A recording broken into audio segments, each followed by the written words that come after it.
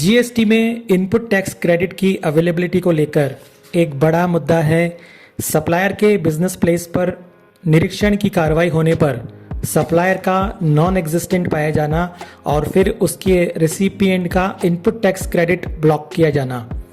आपको बता दूं कि जीएसटी कानून में rule 86 capital A GST officer को किसी भी रजिस्टर्ड पर्सन का ई क्रेडिट लेजर ब्लॉक करने की पावर प्रदान करता है।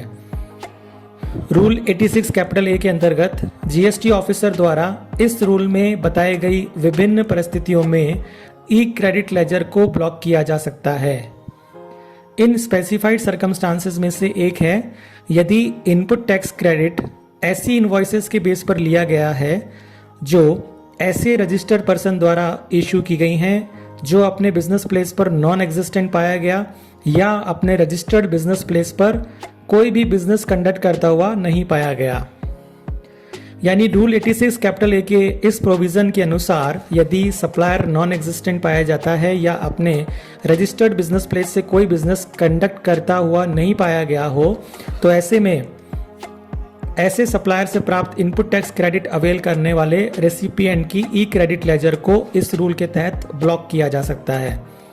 अब यहाँ पर एक बड़ा सवाल ये है कि अगर रेसिपिएंट बोनाफाइड है, उसके द्वारा किए गए परचेज ट्रांजैक्शंस जेन्युइन हैं और किसी भी लेटर पीरियड में जीएसटी अथॉरिटीज़ में इंस्पेक्शन या इंक्वायरी की जाती है और वहाँ पर सप्लायर नॉन एग्जिस्टेंट या बोगस करार दिया जाता है, तो क्या जेन्युइन एंड बोनाफाइड परचेजर की इनपुट क्रेडिट डिनाई की जा सकती है? आइए इस वीडियो में चर्चा करते हैं इस महत्वपूर्ण प्रश्न पर और जानते हैं इस सवाल का पॉसिबल जवाब। साथ ही मैं आपको इस वीडियो में ये भी बताऊंगा कि यदि आपके किसी जेन्युइन केस में भी इस तरह की कार्रवाई अमल में लाई जा रही है तो इसका पॉसिबल आर्ग्यूमेंट या डिफेंस क्या हो सकता है। सबसे पहले हम चर्चा करेंगे इस बारे में प्रोमिनेंट जुडिशियल व्यू की। इस संबंध में इंपॉर्टेंट केस लॉ है ऑनरेबल ओडिशा हाई कोर्ट का bright star plastic industries versus additional commissioner के केस में और honourable Kolkata high court judgment in the case of LGW industries limited versus union of India.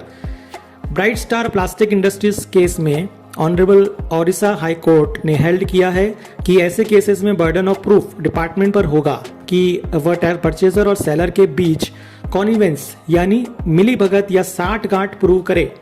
अगर परचेज ट्रांजैक्शन जेन्युइन है और purchase transactions के समय पर सप्लायर एग्जिस्टेंट में था तो परचेजर के पास ऐसा कोई मैकेनिज्म या मींस नहीं है जिससे ये पता लगा सके कि ये सप्लायर बाद में नॉन एग्जिस्टेंट हो जाएगा।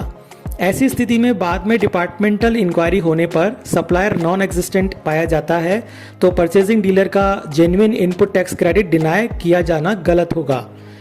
डिपार्टमेंट को ये शो करना होगा कि परचेज ट्रांजैक्शन बोगस या शैम है जो परचेजर और सेलर की आपसी कॉनिवेंस यानी मिली भगत से एंटर किया गया है। जब तक ये साबित नहीं किया जाएगा तब तक इनोसेंट परचेजिंग डीलर को बोगस आईटीसी के नाम पर कंपेंसेट करने को बाध्य नहीं किया जा सकता। LGW इंडस्ट्रीज लिमिटेड के मामले में ऑनरेबल कोलकाता हाई कोर्ट ने केस जीएसटी अथॉरिटीज को रिकंसिडर करने के लिए रिमांड बैक किया और हेल्ड किया कि अगर परचेज ट्रांजैक्शंस जेन्युइन हैं और वैलिड डॉक्यूमेंट्री एविडेंस द्वारा वेल कवर्ड एंड सपोर्टेड हैं तो परचेजर को इनपुट टैक्स क्रेडिट का लाभ मिलना चाहिए। इस मामले में दिए गए निर्णय को संचिता कुंडू वाले एक और मामले जिसमें भी कोलकाता हाई कोर्ट ने जजमेंट दिया था फॉलो किया गया। तो इन दोनों प्रोमिनेंट जजमेंट से ये साफ है उन केसेस में जहां बाद में की गई डिपार्टमेंटल इंक्वायरी या इंस्पेक्शन के दौरान सप्लायर नॉन एग्जिस्टेंट पाया जाता है तो जेन्युइन एंड बोनाफाइड परचेजर के हैंड्स में इनपुट टैक्स क्रेडिट डिनाई नहीं किया जाना चाहिए।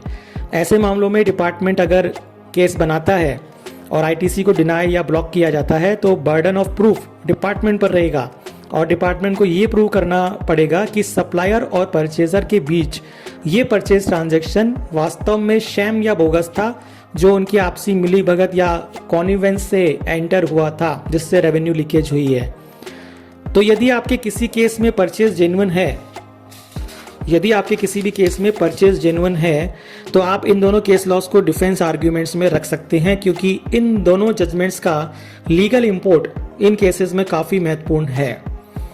इसके साथ ही एक आर्गुमेंट ये भी है कि नॉन एग्जिस्टेंट सप्लायर को रजिस्ट्रेशन भी डिपार्टमेंट द्वारा ग्रांट किया गया है और डिपार्टमेंट के पास उसके बिजनेस प्लेस और कंडक्ट ऑफ बिजनेस के वेरिफिकेशन के लिए सभी आवश्यक मैकेनिज्म लॉ में प्रोवाइडेड हैं।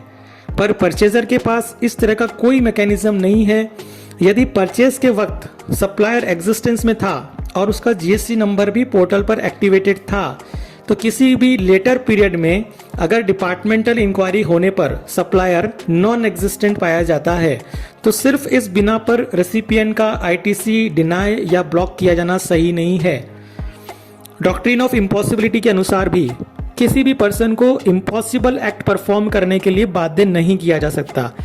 जिस समय पर परचेज ट्रांजैक्शन किया गया, यदि उसके कुछ समय बाद डिपार्टमेंटल इंक्वायरी में सप्लायर को बोगस करार दिया जाता है तो इसमें ऑनेस्ट रेसिपिएंट की कोई गलती नहीं है।